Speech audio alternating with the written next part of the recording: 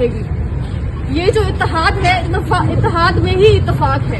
सबसे पहले मैं अपील करती हूँ अपने हुक्मरानों को कि हमारी जो नर्सेज हैं और हमारे जो नर्सेज हैं उनके साथ जो नाइंसाफी हो रही है वो बिल्कुल नाकाबिले बर्दाश्त है और हम बिल्कुल बर्दाश्त करेंगे भी नहीं।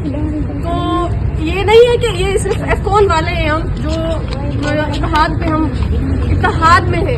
मैं पूरे नर्सेज को, पूरे सिंध के नर्सेज को अपील करती हूँ कि उठे, अपने हक के लिए बोले। कल को आपकी फ्यूचर जनरेशन खतरे में है, अपनी फ्यूचर जनरेशन के लिए बोले, अपने लिए बोले।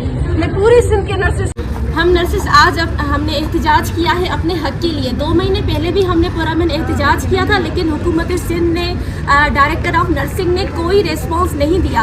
हमारा सिर्फ एक सवाल है, जब पंजाब और KPK की नर्सेस को पेड इंटर्नशिप मिल रही है तो हम सिंध की नर्सेस का क्या कसूर है? क्या सिंध पाकिस्तान का सूबा नहीं है जो हमारे साथ ये नाइंसाफ़ी की जा रही है? हम अपना इंसाफ मांग रहे हैं, वो इंसाफ जो पाकिस्तान के दूसरे सूबों को दिया जा रहा है। हमारा हक जायज़ है और हमारी मांग जायज़ है। हम तब तक अपना जो एहतजाज जो मकसद इहो ई आहे त असां नर्सिंग स्टूडेंट्स खे पेड इंटर्नशिप ॾिनी वञे। जीअं त हाणे पाकिस्तान में ॾिठो वञे त कोई बि अहिड़ो कमु न आहे जिते पगार न ॾिनी वञे। हर कम जे लाइ पगार ॾिनी वेंदी आहे ऐं असां नर्सिस खे जेका डे ड्यूटीज़ भी करे थी, नाइट ड्यूटीज़ भी करे थी ऐं उनखे पगार न ॾिनी वञे त इहा हिकु वॾी नाइंसाफ़ी आहे नर्सिंग स्टूडेंट सां।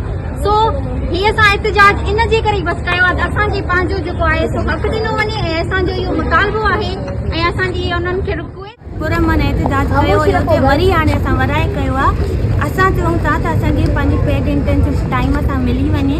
असां बि ॿियनि सूबनि वांगुरु असां बि नर्सिस आहियूं, असांजो बि हक़ आहे। असां बि ड्यूटी जेका कयूं था उन ते जेको बि थिए थो उन जा असां बि राइट, असांजो बि राइट आहे त असां जेका कयूं उनखे बि असांखे पंहिंजो वज़ीफ़ो मिली वञे। असांजो इन्हनि सां सिंध हुकूमत सां ऐं सेक्रेटरी सिंध हेल्थ सां जेको आहे असांखे इहो असांजी अपील आहे त असांखे जेका आहे पंहिंजी पेड इंटर्नशिप पंहिंजी ज़रूरी आहे, जेका असांजो हक़ आहे असांखे उहा ॾिनी वञे, जल्द खां जल्द मिली वञे। जेकॾहिं अगरि असांजो इहो न मिलंदो त असां जेको आहे रोडनि ते निकिरी वेंदासीं ऐं असां वधीक हिन खां वधीक जेको आहे एहतजाज कंदासीं।